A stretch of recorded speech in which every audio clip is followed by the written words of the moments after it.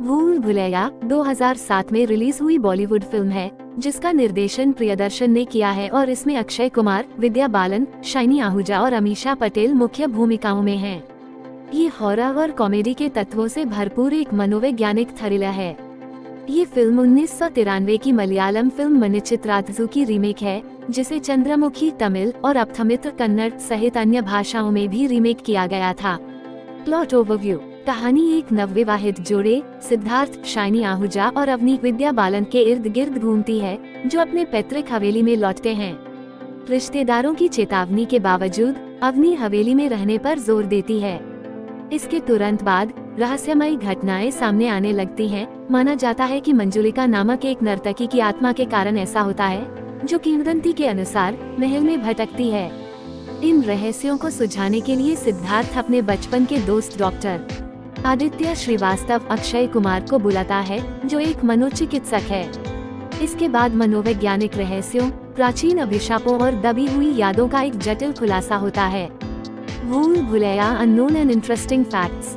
Number 1, origins इन south Indian cinema. भूल भुलैया फाजिल द्वारा निर्देशित मलयालम फिल्म मनिचित्राथु का रीमेक है, जो केरल के एक शाही परिवार में घटी वास्तविक घटनाओं पर आधारित थी। मूल फिल्म को भारतीय सिनेमा में सबसे बेहतरीन मनोवैज्ञानिक थ्रिलर में से एक माना जाता है और यह इसी तरह की फिल्मों के लिए एक ट्रेंडसेटर थी। Number 2, Vidya Balan iconic role. Vidya Balan द्वारा अवनी मंजुलिका का चित्रण प्रतिष्ठित हो गया और समीक्षकों द्वारा प्रशंसित किया गया। अवनी की भूमिका, जिसमें एक विभाजित व्यक्तित्व और मनोवैज्ञानिक रूप से पीड़ित अवस्था में उतरना शामिल था, के लिए विद्या को कठोर प्रशिक्षण से गुजरना पड़ा। उन्होंने एक प्रामाणिक प्रदर्शन देने के लिए विघटनकारी पहचान विकार वाले लोगों का अध्ययन किया। Number 3, Akshay Kumar unusual role. Akshay Kumar, जो उस समय मुख्य रूप से अपनी एक्शन और कॉमेडी फिल्मों के लिए जाने जाते थे, ने एक मनोचिकित्सक की भूमिका निभाई। डॉक्टर आदित्य श्रीवास्तव के रूप में उनका मजाकिया, विनोदी दृष्टिकोण एक ताज़ा बदलाव था और इसने फिल्म की सफलता में महत्वपूर्ण योगदान दिया। फिल्म के दूसरे भाग में अक्षय की एंट्री ने इसे एक अलग आयाम दिया, जिसमें गहन दृश्यों को हल्के फुल्के पलों के साथ संतुलित किया गया। Number 4, real life psychological inspirations. ये फिल्म वास्तविक मनोवैज्ञानिक स्थितियों, विशेष रूप से डिसोसिएटिव आइडेंटिटी डिसऑर्डर (DID) को छूती है, जहां एक व्यक्ति अनजाने में अलग अलग व्यक्तित्व धारण कर लेता है। भूल भुलैया ऐसी स्थिति की जटिलताओं को मनोरंजक लेकिन सम्मानजनक तरीके से पेश करती है, जो उस समय बॉलीवुड में दुर्लभ था।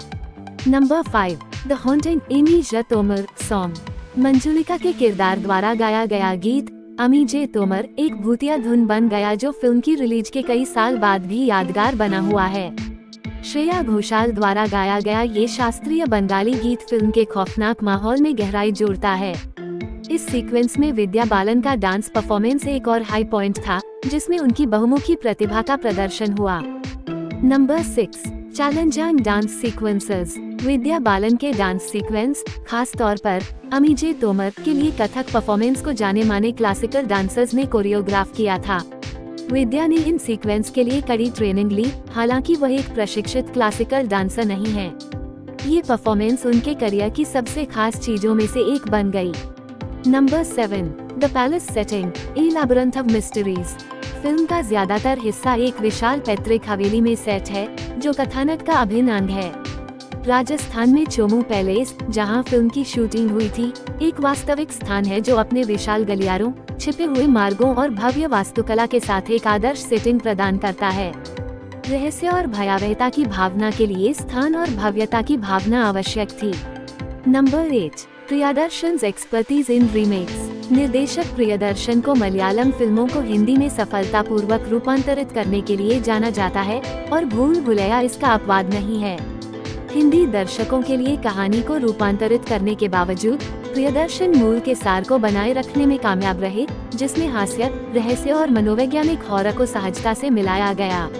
Number 9, climax with A psychological twist. Film का चरमोत्कर्ष, जहां अवनी के चरित्र को मंजुलिका की आत्मा द्वारा प्रेतबाधित किया गया है, कहानी कहने का एक मास्टर स्ट्रोक था।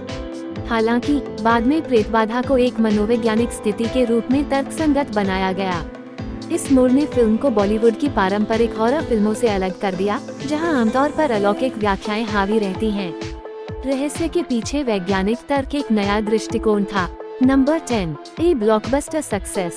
रिलीज होने पर भूल भुलैया आलोचनात्मक और व्यावसायिक दोनों तरह से सफल रही। ये 2007 की सबसे ज्यादा कमाई करने वाली फिल्मों में से एक बन गई और हॉरर, कॉमेडी और मनोवैज्ञानिक गहराई के संतुलित मिश्रण के लिए इसकी प्रशंसा की गई। विद्या बालन के अभिनय ने विशेष रूप से कई प्रशंसाएं जीती। कल्चरल इम्पैक्ट ऑफ भूल Bhulaiyaa. Setting a new trend. भूल भुलैया की सफलता ने मनोवैज्ञानिक स्थितियों और हॉरर कॉमेडी संयोजनों से निपटने वाली और भी बॉलीवुड फिल्मों के लिए मार्ग प्रशस्त किया। ये कुछ हद तक सटीकता के साथ, हालांकि रचनात्मक स्वतंत्रता के साथ, मानसिक स्वास्थ्य विकार को दर्शाने का प्रयास करने वाली पहली मुख्यधारा की बॉलीवुड फिल्मों में से एक है। Iconic characters. मंजुलिका का चरित्र भारतीय पॉप संस्कृति में प्रतिष्ठित हो गया।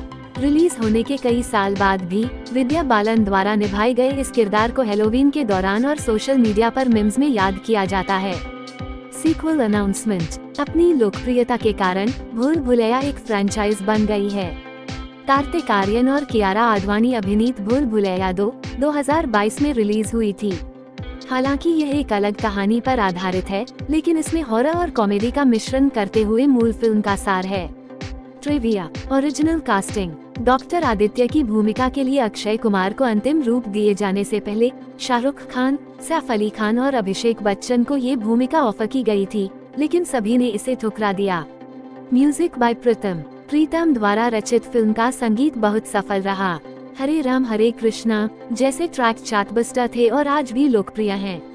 Psychiatric accuracy. हालांकि फिल्म ने रचनात्मक स्वतंत्रताएं ली, लेकिन डिसोसिएटिव आइडेंटिटी डिसऑर्डर (DID) का चित्रण उस समय बॉलीवुड के लिए सामान्य से बेहतर शोध माना गया।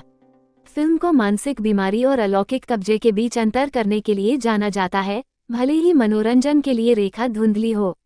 कंक्लूजन। भूल भुलैया एक क्लासिक बॉलीवुड थ्रिलर है जो समय की कसौटी पर खरी उतरी है। मनोवैज्ञानिक गहराई, पारंपरिक मान्यताओं और समकालीन हास्य के मिश्रण ने इसे अद्वितीय बना दिया और इसने तब से बॉलीवुड में सीक्वल और इसी तरह की फिल्मों को प्रेरित किया है।